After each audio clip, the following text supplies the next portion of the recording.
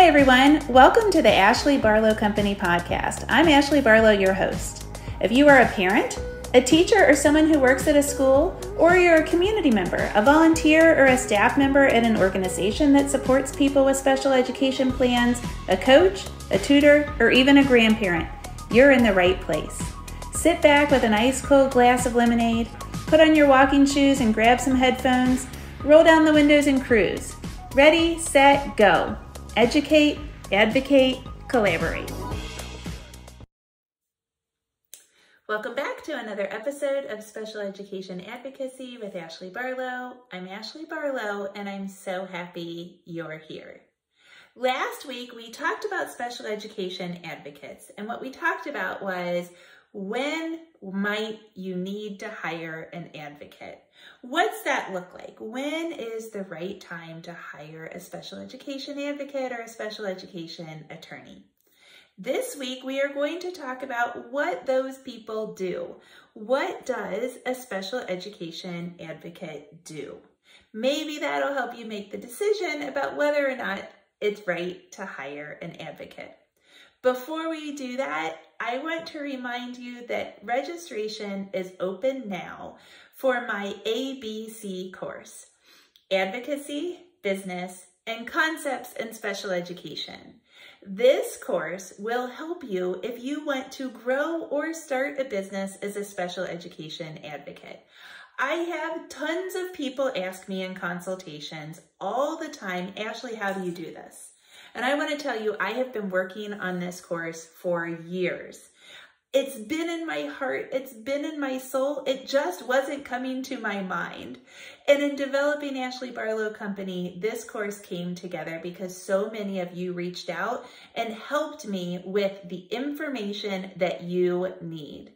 And so I have put together a course with 4 units that should teach you not only the concepts in special education that will help you to begin an advocacy practice, but also a lot of information on the business concepts and advocacy strategies. I hope you'll join me. Pop over to my website to find out more information and to register. Now let's dive into today's podcast. We're talking about what a special education advocate does. And I have a handy dandy list. If you didn't watch last week and you're watching on YouTube, you will notice that I'm in my children's playroom in my basement because the best laid plans don't always work out. And so welcome to my playroom. The shuffleboard game is directly behind me. Okay, so let's talk about what special education advocates actually do. The first thing is that special education advocates really master the content. You know how last week we talked about how parents are supposed to be meaningful participants in IEP meetings and in the special education process, but there's that really legitimate learning curve? Well, special education advocates are tasked with the job of understanding the content. Now, I don't think there's an advocate in the world that knows everything. I don't think there's a teacher or an administrator in the world that knows everything. But advocates have researched and have learned and have gone to conferences and read books and have a very strong foundation of knowledge about the content of special education, the actual concepts. They might know teaching strategy. They might know tests that are appropriate. They might know a ton about transition planning. They might know all about eligibility, how to write a goal, what the perfect strategy would be to modify work for a particular child. All of that stuff is stuff that advocates can knock out of the ballpark without even really thinking. And so if you are super overwhelmed by the content of special education, well, then you might need to find yourself an advocate who can take you on the tour of special education content, or can just take the reins for you themselves. In addition to understanding the content in special education, advocates are very good at the advocacy and negotiation part of their jobs. And so what we understand is we can say things in several different ways. Some are very effective and some are not super effective.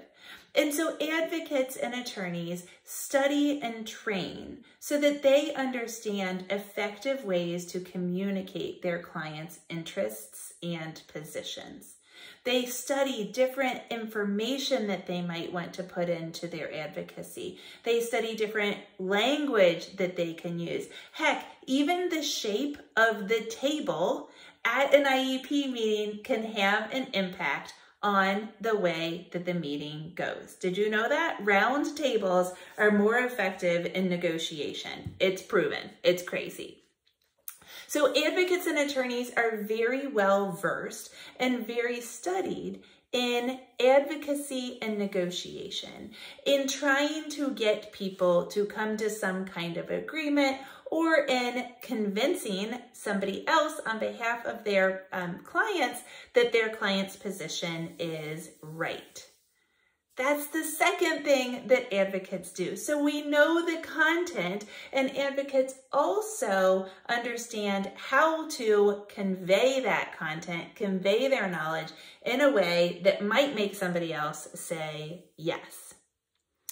So what advocates actually do is they reframe your advocacy efforts, those that aren't working or those that are just frankly exhausting you, with their expertise. They're going to put their background of information into whatever you are trying to say. Remember how last week we talked about how you might want to hire an expert if you have reached impasse, if the conflict is so significant that you and the district just can't agree? Well, the advocate might come in and reframe something. They might bring in different interests, different perspectives, different objective information that will help you and the district navigate this impasse or this major conflict, this no, into something that might be, I like to say, yes-able, something that everybody might agree on as reasonable or yes-able, tolerable. And so the advocates do this in a way that involves kind of your interest and your perspectives and your principles. And also that big knowledge base that they have, that big chunk of objective content that they have studied.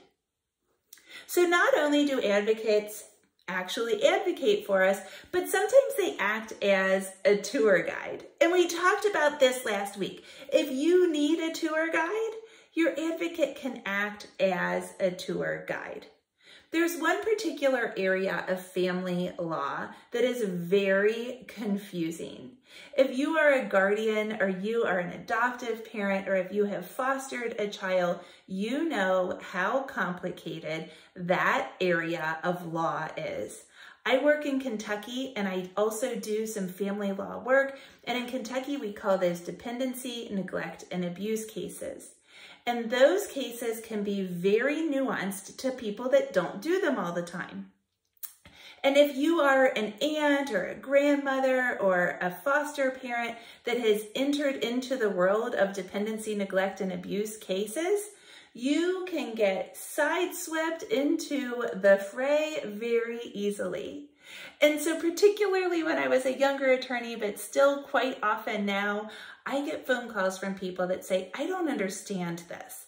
I think it's all going okay, but they say words I don't understand, things happen that I don't understand, and I just want to make sure that things are actually going well. And so I explain to people when they hire me in those kinds of cases that I'm really a tour guide. I'm going to tell them where they've been, and I'm going to tell them where they're going to go, and I'm going to help them see the scenery as we go through the court case, the good, the bad, and the ugly. I'm going to walk them through it. And at least they know they have somebody knowledgeable that's taking them on the path.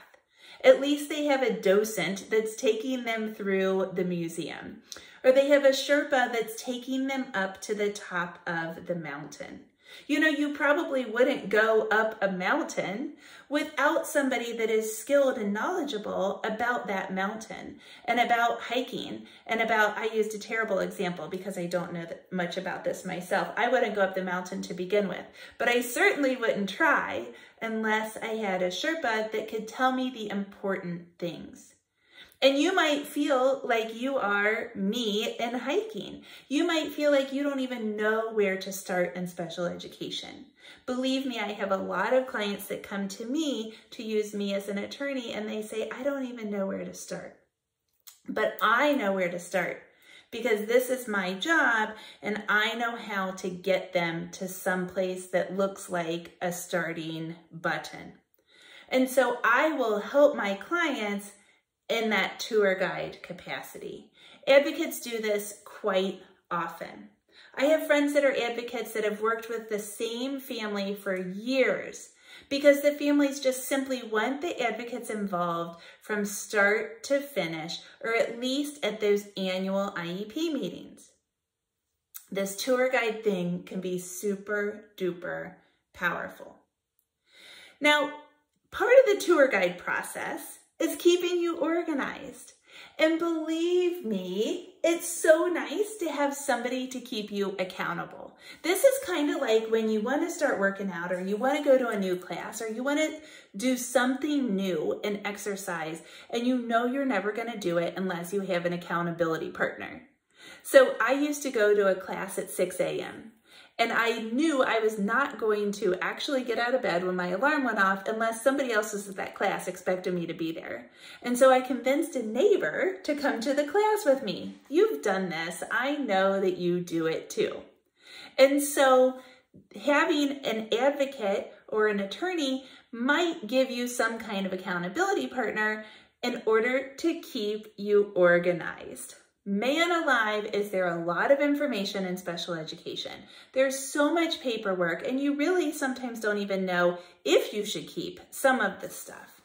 So your advocate could help you to understand what you should keep, the importance of keeping that which you should keep, how to organize it, etc., etc. I can't tell you how often clients will call me and say, hey, do you have a copy of the IEP from 2019 where we blah, blah, blah? And of course, if I have it, I'll be happy to send it over because I like to try to keep them organized. And if I've got the document, I may as well send it over myself. Another thing that advocates can do for you is advocates can kind of work as the bad cop in that good cop, bad cop relationship. So last week we talked about how advocates might be able to help you preserve the relationships amongst your IEP team. Remember how it is so important to preserve relationships because relationships might be long-term. In your district, you might have the same special education director that comes to your meetings regardless of whether your child is in kindergarten or in 12th grade. You might have the same meeting chair all the way through elementary school. You might have the same meeting chair all the way through your child's entire education. And so it's really important that we continue to work on those relationships. But sometimes you need somebody to say, excuse me, that's just not going to work. You need somebody to face the conflict and to work through it. And if you're not good at that, if you don't like that, if you've tried it unsuccessfully, it might be time to have somebody that's a little bit more neutral come in and do that for you. And that is definitely something that advocates can do. Advocates can speak up and they can be the bad cops.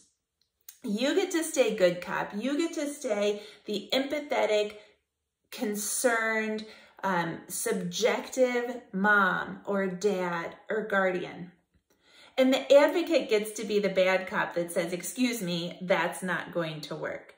And how can we work together in order to get this to something that is going to work for everybody? Now, sometimes the advocate gets to be the good cop. Lots of times my clients will be stuck at no. And I think oh, well, actually, I see some opportunity for an agreement here. I see some opportunity for something good for the child. And so I will interrupt in a meeting and say, you know, maybe we could look at it this way. And I get to come in and be the good cop and really kind of educate my clients and the other people on the IEP team about how they are looking at something from a similar lens. So many times the district is really stuck in a position and the parents are really stuck in a position, and I come in and with my advocacy hat on, with my mediator hat on, I see that their positions aren't really that far apart. And when I see that, I can say, oh, well, what about if we did it this way? This seems like something that you both will accept, and it works. Doesn't always work, but sometimes it absolutely works. What else can advocates do for you? They can connect you to those experts that can be super helpful in your case. Now, I always think about things from the lens of an attorney. And so when I'm thinking about a special education case, I'm always thinking about what evidence I would need in order to prove that something is right or wrong. And the way that you do that in a court of law or in a due process hearing is you bring in some kind of paper documentation, some kind of tangible thing that you can look at. It might be a report or some other piece of physical evidence. Or you bring in the testimony from a person. And that person can be either a lay witness, somebody that is doesn't have any particular training or skill set, or it can be an expert witness. And so if I'm trying to prove that one particular teaching strategy is correct, or that one particular test for eligibility is correct, or that one particular educational placement is correct, then I need somebody that is trained and skilled in that area to testify to say, yes, this would have been the correct teaching strategy, or this is the correct placement option for this particular child. And so those experts are people that are oftentimes part of your advocate or attorney's network. So your advocate can connect you with people that could at some point be experts in your case. And even if you aren't going to go to due process or you aren't going to file any kind of lawsuit or complaint, you also might need those experts to come in to help you to advocate within the district, within the IEP setting. So you might need tutors or related service professionals like PTs, SLPs, OTs. You might need, let's see, who else? Psychologists or people that can do independent educational evaluations, which we call IEEs, schools that will accept students if we have to do alternate placement. Those kinds of people are in our network. If I've got an alternate placement case, I'm going to think about prior cases and think about schools that worked or schools that didn't work, but schools that I connected with on a different child. And then I'm going to call the people in admissions and say, hey, remember when I had this child? Well, now I've got another child that needs alternate placement, and, and then we can continue the conversation. So advocates and attorneys have those relationships, they have those experiences to connect you with other people that can build into your case. And in some places, advocates can actually work on something that looks a little bit more legal. Now remember, advocates cannot practice law. The only people that can practice law are people that are licensed or barred in a particular state. I am licensed in Kentucky and Ohio, and if I were to try to practice law in some other state, it would be the unauthorized practice of law, which is a crime in most or some states. I don't know if it's most states, but at least some states. And I certainly don't want to commit a crime, so I'm not going to do that, and advocates don't want to do it either. But some states do allow advocates to file some complaints. So in some states, advocates can actually take clients to a due process hearing, and they can represent their clients in a due process hearing. In some states, advocates can file Office of Civil Rights complaints, and that might be because of some kind of discrimination that's occurred, or state complaints. And so advocates can help clients navigate the complaint process as well. Now, in addition to that, of course, advocates also are running their advocacy business, and that's one of the reasons that I started the ABC course, Advocacy, Business, and Concepts in Special Education, because I really want to support new and established advocates in all aspects of their business. I want to support them on the business side, on the advocacy and negotiation side, and in those concepts in special education. So those are some things that advocates do. I hope that's helpful for you. Last week, if you missed it, we talked about why you might need a special education advocate. And next week, we will continue on in this series and we'll wrap it up. I'll see you next week, same time, same place for another episode.